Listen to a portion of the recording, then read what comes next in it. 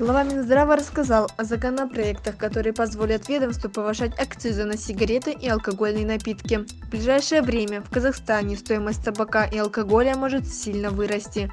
Рост цен на эти товары в стране намерены повышать за счет увеличения акцизов, сообщил министр здравоохранения и социального развития Елжан Биртанов.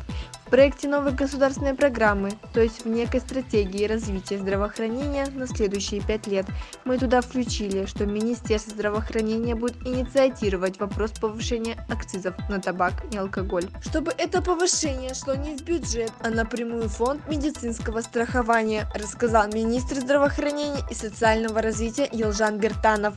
На вопрос о том, насколько могут подорожать табачные изделия и алкоголь в стране, глава профильного ведомства ответил, что существующие расчеты еще не велись. Я не знаю, мы еще пока расчетов не делали, но суть в том, чтобы повысить цены за счет акцизов. Это снижает потребление, это доказанный факт. И это дополнительные деньги в медицину. Я не знаю, сколько стоят сигареты в Казахстане, но я знаю, что за рубежом они намного дороже. Я считаю, можно и нужно повышать цены на сигареты и алкоголь, потому что это работает, подчеркнул министр. Как отметил министр, в стране необходимо понижать потребление табачных изделий и алкоголя среди несовершеннолетних и молодежи. Также Биртанов добавил, что профильное ведомство внесло в парламент законопроект по вопросам запрета курения кальянов в людных местах, и с сентября текущего года Минздрав намерен требовать запрета на их использование.